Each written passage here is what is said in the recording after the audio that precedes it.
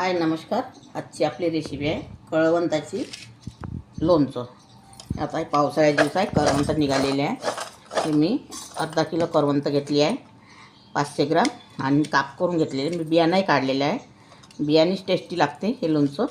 आता याला फक्त मी 5 मिनटं वाफवून घेणार आहे. जास्त नाही वाफवायचे आपल्याला, थोडं पाणी टाकायचं, किंचित अर्धा वाटी, आणि वाफवून घेतो. आता करवंत आपण एकीकडे ठेवलेले आहे गॅसवरती. आता इथे 2 चम्मच जिरा आणि 2 चम्मच सोप घेतलेली आहे. याला भाजून घ्यायचं आहे, हलकीशी भाजून घ्यायची आपल्याला, आणि मिक्सरमध्ये बारीक करून घ्यायचे आहे. आता हे सोप आणि जिरं भाजून घेतलेलं आहे. आता मिक्सरला मी एक चक्कर लावून घेणार आहे. आपले करवंत शिजवून झालेले आहे 5 मिनिटांमध्ये. आता हा गरम उतरून घ्यायचा आपल्याला. आता इथे मी कढई मांडलेली आहे. इथे कढई मांडलेली आहे.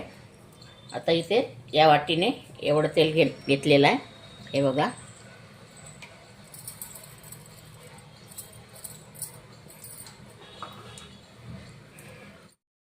आता हे करवंत आपले छान शिजलेले आहे, आणि आता यामध्ये मीठ टाकायचं आहे.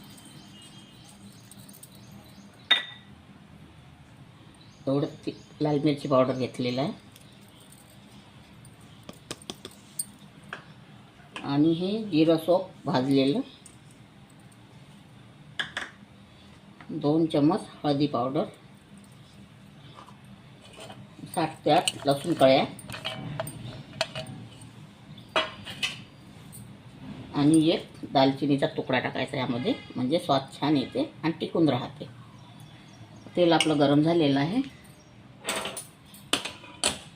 आणि एवढी साखर घालायची. कमसे कम 500 ग्राम साखर आहे. आणि आता हे तेल यामध्ये सोडून द्यायचं.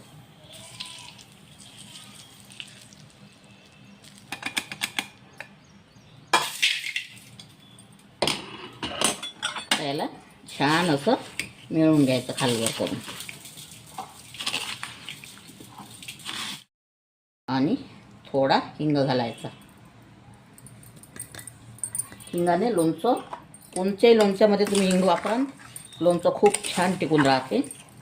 10-10 वर्ष लोणच्याला काहीच नसतं मग हिंगामुळं आणि लसणामुळं.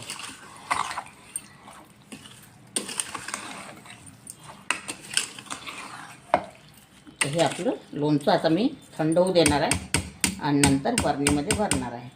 आता हे अगर तुम्हाला माझी रेसिपी आवडली असेल करवंताच्या लोणच्याची, तर व्हिडिओला लाईक करा, शेअर करा, आणि सबस्क्राईब करा. व्हिडिओ बघितल्याबद्दल धन्यवाद.